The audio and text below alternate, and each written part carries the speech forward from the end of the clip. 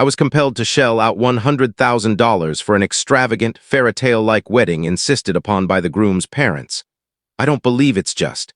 Hey Reddit, when my partner and I got engaged, I envisioned a modest yet refined ceremony, something that mirrored our personalities. Instead, it spiraled into a relentless clash with his parents, who are treating our nuptials like their own lavish spectacle. The issue? They expect me to cover the costs of their grandiose plans, and they refuse to accept no dot from the moment we shared our engagement news. His mother, Susan, seized control as if she were the wedding coordinator. She instantly began tossing out ideas for a massive venue, a bespoke gown, a towering multi-layer cake, and an invite list that seemed to include every acquaintance they'd ever had. Initially, I chalked it up to enthusiasm. I smiled, agreed, and figured we'd eventually have a practical discussion. But the more I suggested staying within a sensible budget, the clearer it became that compromise wasn't in their vocabulary. The first major dispute arose when we began scouting venues. My partner and I had set a budget cap at $30,000, which I already considered generous. But Susan dismissed every option we showed her. She demanded the town's most exclusive location, which would cost $50,000 just for the space. When I pointed out this was far beyond our means, she laughed it off, saying, "Oh, don't stress. You'll figure out how to manage. It's a once-in-a-lifetime moment." That was the first warning sign. Things only escalated from there. Susan and my future father-in-law started scheduling meetings with high-end wedding planners without even looping us in. They returned with proposals so lavish I initially thought they were joking.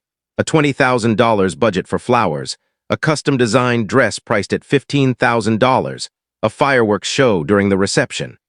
They even wanted to hire swans to be released as we exchanged vows. Whenever I proposed a more reasonable option, Susan would wave it away, saying, "This is what a real wedding should be. Do you want to humiliate our family with something plain and forgettable?" At this stage, I began wondering if my partner was truly in my corner. He kept saying he understood my worries, but also didn't want to let his parents down. He suggested we might find a middle ground. But how do you compromise when their demands total $100,000? He even proposed taking out a loan to cover part of it. A loan? For a single day? I was stunned.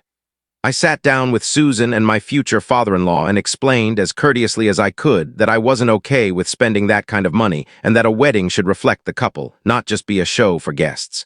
Susan rolled her eyes and said, "Dear, this isn't only about you, it's about our family standing. People will judge if we don't do this properly." I was floored. The situation worsened when they began making purchases without our consent. One day, Susan called me, thrilled, to say they'd already placed a deposit on the $50,000 venue I'd explicitly ruled out. When I reiterated we couldn't afford it, she brushed it off, saying we had plenty of time to sort it out. The nerve was astounding. They weren't contributing a dime. They just assumed I'd magically make it happen, as if I had a hidden fortune tucked away. The breaking point came when they presented a spreadsheet of their essential expenses, none of which I'd approved, totaling over $100,000. When I asked who they expected to pay for it, they just stared at me as if it was obvious. I left that meeting feeling utterly crushed. My partner tried to comfort me, but I could see he was reluctant to confront them. That's when it hit me. This wasn't just about the wedding. It was a glimpse into my entire future with him. His parents calling the shots, expecting me to obey, and him standing by, too scared to challenge them. That night, I told my partner we needed to establish boundaries, or there'd be no wedding. I wasn't going to ruin my finances for his parents' fantasy. He seemed torn, caught between me and them, which hurt more than anything. Shouldn't my feelings come first? Shouldn't we be making decisions as a team? I gave him an ultimatum. Either he supports me and we set a firm budget together, or I was out. I expected him to immediately say, "Of course, I'm with you." But he hesitated, and that hesitation spoke volumes. Now I'm questioning whether I even want to proceed with this wedding. If he can't stand up to them now, what happens when they start meddling in our marriage? What happens when they try to control our future kids, our money, our home? If I give in now, am I signing up for a lifetime of being overpowered? Worse, they think I'm the unreasonable one. Susan has started telling their extended family that I'm being difficult and stingy, claiming I don't value their family's reputation. I'm getting judgmental looks from relatives who now see me as a selfish villain who doesn't want to give their son the wedding he deserves.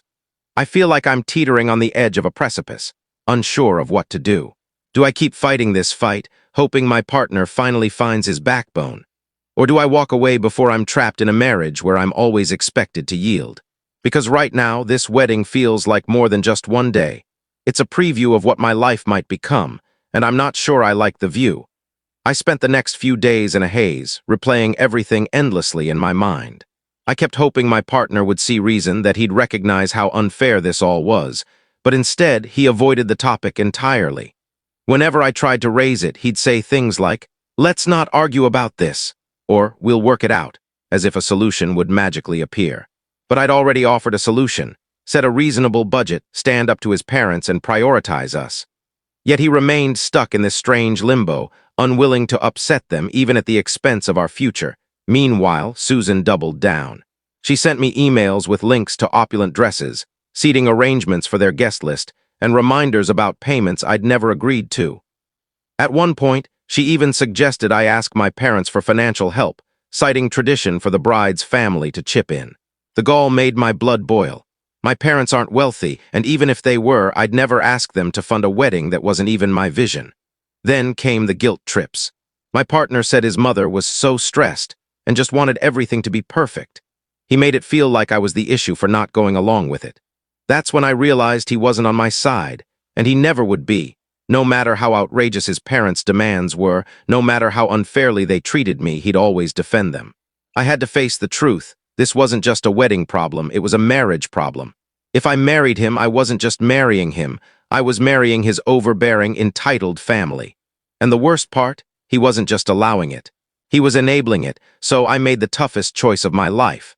I sat him down and told him I couldn't do this anymore. If he couldn't put me first before we were even married, what hope was there for after? He panicked, pleaded with me to reconsider, even suggested postponing the wedding to sort things out. But I knew better. This wasn't something that would fix itself with time.